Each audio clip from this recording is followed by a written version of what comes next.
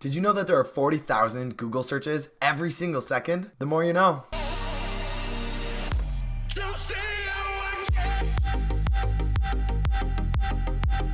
What's going on, world? My name is Joe Miller and welcome to uMessage News. This show is all about issues and trends in the world of advertising, marketing, and public relations. So grab your popcorn, put down the phone in your hands, because this is news that you need to know. And with that, let's jump into our very first story of the day. So if you're above the age of 35, you either hate this app or you don't know how to use it. Snapchat is the #2 messaging app on phones right now, and it's not going anywhere anytime soon. With a bigger audience than Twitter and Pinterest, Snapchat's numbers are supposed to double this year, and the company is worth a whopping $20 billion. Snapchat now gets more video views than Facebook, and by next year, they're gonna reach more than 18 billion daily views. But Snapchat in the next couple months is gonna be more than just big numbers. There are current rumors that Snapchat is working on a competitor to Google Glass. In the last couple months, Snapchat has been hiring some serious mechanical engineers that worked on both GoPro and Google Glass. Of course, the company hasn't said any details about it, but tons of sources say that this company is very serious about making a hardware play. Snapchat declined to comment on any hardware plans, but I guess we'll see in the future. I want to hear what you guys think.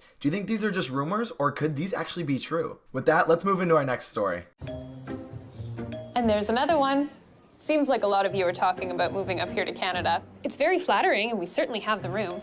But before you sell your house and book a one-way ticket, maybe it makes sense to check us out first. Has this presidential debate made you consider moving to Canada? Thousands of Americans have been taking their jokes to Twitter about how they're going to move up north. After the California primary, Air Canada jumped in with some real-time marketing. This campaign targeted Americans in big cities like LA, San Fran, Boston, DC, and New York. The company noticed huge spikes in Americans on social media that want to move to Canada after the presidential primaries. They got ready to write, shoot, edit, and post live content in response to your tweets. They posted 29 real-time responses to ordinary people and celebrities. I thought this was a great campaign. Real-time marketing is always fun to watch.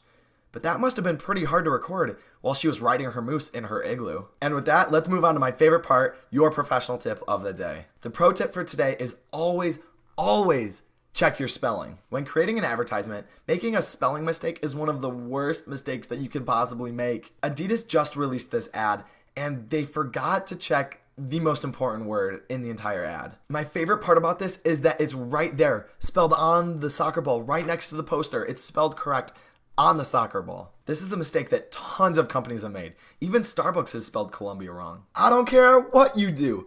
Have your friend read it, have your mom read it, put it in Google. Just don't spell a word wrong, because that is a horrible mistake to make. So I want you guys to always remember, check your spelling. And with that, let's move on to our next story of the day. According to Redcode, the app boom that started in 2008 is finally over. I'm so sorry to tell you that if you're an independent app designer. But the average American smartphone user downloads 0 apps a month. Last month, the top 15 app publishers saw their average downloads drop by 20% in the US. Snapchat and Uber are the only two big name apps that have a growth rate of over 100%. I personally only use about 10 apps on my phone, and I only download a new one if it's recommended to me by a friend. But I want to hear from you guys. Do you guys still download new apps? Is the app boom really over? Let me know in the comments below, how many new apps do you download every month? And with that, let's move on to our very last story of the day. Check out this clip. Have you ever seen a flower and wondered what kind it was?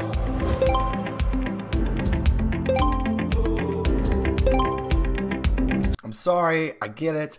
I'm a hypocrite, but the last story of the day is about an app. Blipper is a visual browser that uses machine learning technology to recognize real-world objects. It will analyze all the characteristics of the object, and then it will recognize it and give you useful information from the internet. And then it will create tons of buzzwords that are similar to the object. The goal is for the machine database to build a visual catalog of every object in the entire world. The CEO of Blipper believes that this is going to be bigger than the internet itself. This app started just 5 years ago, and they've made visual breakthroughs that Google and Apple haven't even gotten to yet. The company believes that this app has so much potential that it's going to be able to help radiologists assess x-rays. It's going to diagnose health issues. They can put them in self-driving cars, and this is going to help develop third world countries. Obviously, the app isn't there yet, but the CEO is confident that it's going to get there. And there's a huge potential for companies to do advertising and marketing through this app. I know that I'm going to be able to use this in the future, and it was actually really cool. I really encourage you guys, go download it and try this out. But my big question for you guys